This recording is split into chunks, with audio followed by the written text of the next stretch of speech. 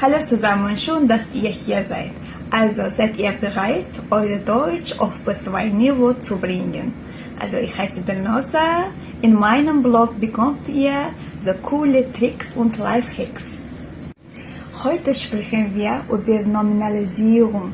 Das ist ein wichtiges Thema auf B2-Niveau, besonders für Prüfungen. Ja? Blogni yuritishdan maqsadim biz bilamizki YouTubedan yoki internetdan aynan B2 darajadagi nemis tili B2 darajadagi darslarni qidirsak yoki grammatikani aynan o'zbek tilida tushuntirilganini izlasak juda ham kam chiqib keladi yoki umuman yo'q hisobi.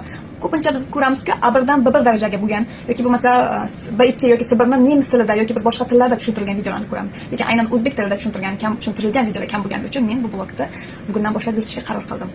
Also, heute sprechen wir über Nominalisierung. Also, das ist ein wichtiges Thema auf B2-Niveau, besonders für Prüfungen. Bugun biz otlashtirish haqida gaplashamiz. Xo'p, otlashtirish bu nima? Nemis tilida nominalisierung bu fe'l yoki sifatni ot shakliga o'tkazish. Xo'p, birinchi o'rinda bu nima uchun bizga kerak? Bizga bu asosan Prüfingda, Schreiben qismida, taylida. Xo'p, masalan, Beschwerde yoki informatsion yoki bir qanaqadir matn yozamiz boshqa. Bizda mana shu darajamizni ko'tarib beradigan va bizga yuqori ball olib keladigan eng katta vazifani bajaradi bu otlash. Siz hozir nemis tilida B2 darajasida o'qiyotgan bo'lsangiz bilasiz-ku, lezing qismida ham, lezinglarda tekstlarni ko'rsangiz otlashtirishdan foydalanadi. B2dan boshlab hamma tekstlar, matnlar otlashtirish shaklida.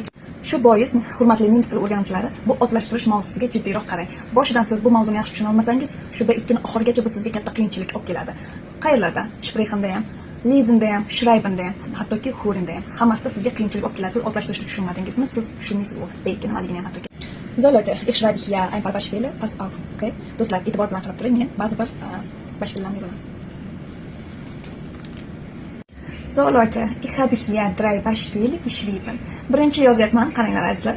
Prüfen. Prüfen fe'lini bilamiz. Bu aniqlamoq, tekshirmoq degan ma'noda keladi o'zbekchada. Xo'p, masalan, ich prüfe den Text. Men tekstni tekshiryapman, men matnni tekshiryapman. Yoki bo'lmasa, der Lehrer prüft die Schüler.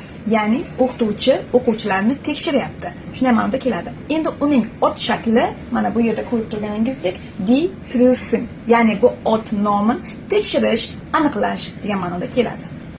Keyingi beispielimiz esa wichtig, ya'ni muhim degan ma'noda keladi. Xo'p, biz shu paytgacha B1 darajagacha wichtig deb juda ko'p ishlatganmiz. Endi buni B2 shakli, otlashgan shakli die Wichtigkeit bo'ladi. Ya'ni zum Beispiel die Wichtigkeit der Sprache ist groß. Ya'ni tilning ahamiyati katta. Die Wichtigkeit bu yerda ahamiyat, muhimlik degan ma'noda keladi. Keyingi misolimiz esa entscheiden fe'li. Entscheiden fe'lini bilasiz, nemis tilida juda ham ko'p ishlatiladi, ya'ni qaror qabul qilmoq ma'nosini beradi. Buning otlashgan shakli esa die Entscheidung, ya'ni qaror degan ma'noda keladi. Buni ko'proq rasmiy yozmalarda, B2 darajada tekstlarda ko'p ishlatasiz. So Leute, qaranglar, yana bir muhim vazifa. Biz hozir buni artikelni ko'rib chiqamiz. Artikellar qaysi vaqtda женский rod, qaysi vaqtda средний rod oladi. Xo'p, 90% holatlarda fe'lning oxiri en bilan tugatgan bo'lsa, masalan, prüfen, entscheiden, xuddi mana bu fe'llarga o'xshab en bilan tugatgan bo'lsa, die oladi. Ya'ni женский rod oladi. Die Entscheidung, die Prüfung bo'ladi. Ba'zi bir istisno holatlari bor. Masalan, lernen oladi, die u das oladi, средний rod keladi. Ba'zi bir 10% ni istisno holatlari bor.